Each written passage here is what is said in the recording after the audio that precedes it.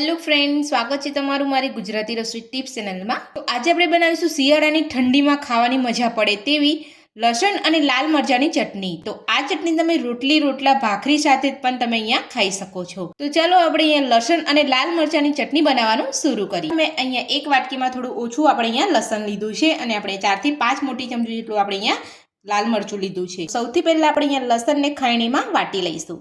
तो जो तमे आ रीते खायणी में वाटवा ना मांगता हो ने मिक्सर जार में पीसवा मांगता हो तो तमे मिक्सर जार में पण पीसी सको छो। तो आ रीते जो तमे अहींया खायणी में वाटी अने चटनी बनावशो ने तो एनो स्वाद एकदम अलग ज आवशे। आपणे बधुं ज लसण छे आपणे अहींया थोडुं थोडुं बे वखत लई अने आपणे वाटी लईशुं। अहींया आपणे सामटुं लसण लई अने आपणे अहींया वाटवानुं नथी। आपणे अहींया थोडुं थोडुं लसण लई अने आपणे अहींया वाटी लेवानुं छे।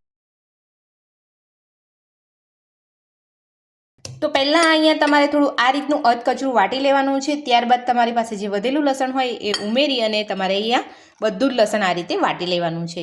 जो तमे आ रीते थोड़ुं थोड़ुं लसण वाटीने अंदर बधुं उमेरीने लेशो तो तमारुं लसण एकदम सरस रीते अहींया वटाई जशे। तो तमे जोई शको छो आपणे अहींया अधकचરું आ रीतनुं लसण अहींया वाटी लीधुं छे। तो हवे आपणे अहींया जे लाल मरचुं लीधुं छे आपणे अहींया उमेरी दईशुं અને સાથે જ આપણે અહીંયા 2 ચમચી જેટલું અહીંયા ધાણા જીરું પાવડર ઉમેરી દઈશું। બધું જ આપણે અહીંયા વાટી લઈશું।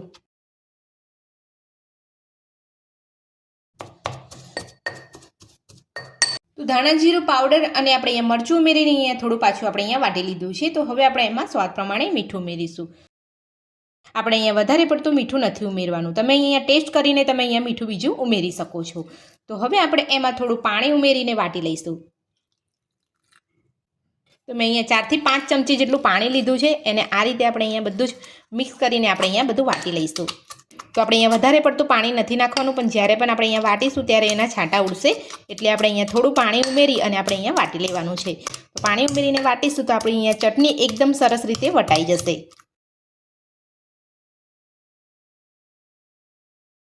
तो આપણે અહીંયા બધું જ વાટી લીધું છે। તો હવે આપણે એમાં 2 ચમચી જેટલું પાણી ઉમેરીને બધું મિક્સ કરી લઈશું। તો આપણે અહીંયા પાણી ઉમેરીને બધું જ મિક્સ કરી લીધું છે। તો હવે આપણે એક પેનમાં લઈ અને આપણે અહીંયા કૂક કરી લઈશું। તો ચટણી બનાવવા માટે આપણે અહીંયા ગેસ ઉપર એક પેન મૂક્યું છે, એની અંદર આપણે અહીંયા પોણી વાટકી જેટલું તેલ ઉમેરીશું। તો ચટણીની અંદર આગળ પડતું જ અહીંયા તેલ હોય છે, તો જ્યારે પણ તમે અહીંયા ચટણી બનાવો ત્યારે તમારે અહીંયા આગળ પડતું જ તેલ લેવાનું છે। तो तेल ने આપણે અહીંયા ગરમ થવા દઈશું। તો તેલ આપણું અહીંયા ગરમ થઈ ગયું છે। તો હવે આપણે એમાં નાની ચમચી જેટલું અહીંયા જીરું ઉમેરીશું। તો જીરું આપણું અહીંયા સરસ સતળાઈ ગયું છે। તો હવે આપણે એમાં લસણ મરચાની પેસ્ટ ઉમેરીશું।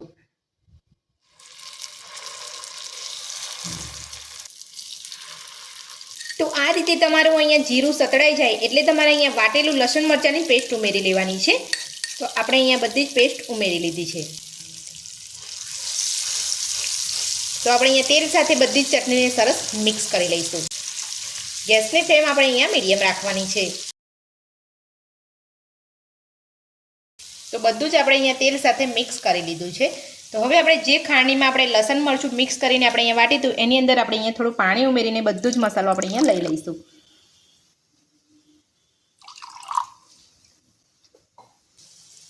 તો હવે આપણે અહીંયા બધું મિક્સ કરેલું પાણી ઉમેરી દઈશું।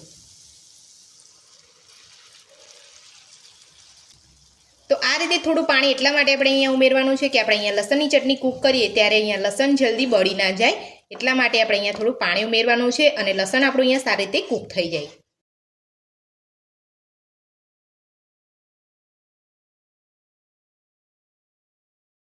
तो पाणी उमेरीने આપણે અહીંયા બધું સરસ મિક્સ કરી લીધું છે। તો ચટણી આપણે અહીંયા ફટાફટ કૂક થઈ જાય એટલા માટે આપણે અહીંયા 5 થી 10 મિનિટ જેટલું આપણે અહીંયા ઢાંકીને રહેવા દઈશું। તો તમારે અહીંયા જ્યારે પણ ઢાંકો ત્યારે એમાં ધ્યાન રાખવાનું છે કે વચ્ચે વચ્ચે તમારે અહીંયા હલાવતા રહેવાનું છે। જો તમે અહીંયા ચેક નહીં કરો તો ચટણી જે છે પેનના તળિયે ચોંટી જશે। તો 2 મિનિટ થઈ ગઈ છે, તો હું અહીંયા ચટણીને ચેક કરી લઉં છું। તો તમારે આ રીતે ઢાંકી અને 2-2 મિનિટે તમારે અહીંયા ચેક કરી લેવાનું છે। તો આ રીતે તમે અહીંયા કૂક કરશો ચટણી તો ચટણીનો સ્વાદ પણ સરસ લાગશે અને ચટણી તમે અહીંયા 1 મહિના સુધી સ્ટોર કરીને રાખી શકશો। તો ચટણીને તમે અહીંયા જેટલી વધારે કૂક કરશો એટલો જ એનો ટેસ્ટ સરસ લાગશે।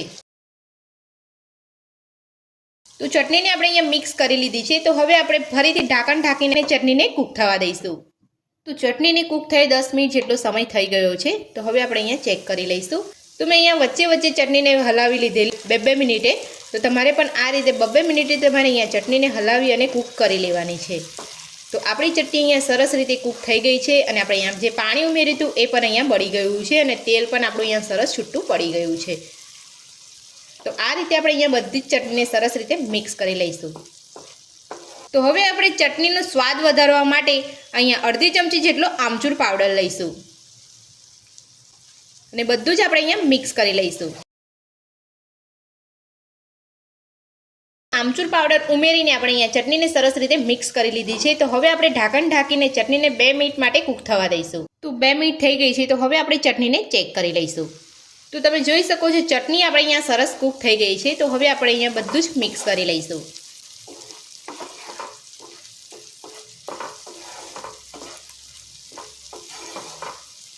તો હવે આપણે ચટણીનો સ્વાદ વધારવા માટે એક ખાસ વસ્તુ ઉમેરીશું.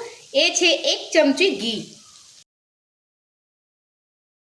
જો તમે આ રીતે ઘી ઉમેરીને ચટણી બનાવશો તો તમારી ચટણીનો સ્વાદ 100 ગણો વધી જશે. તો આપણે અહીંયા ઘી ઉમેરીને સરસ મિક્સ કરી લીધું છે.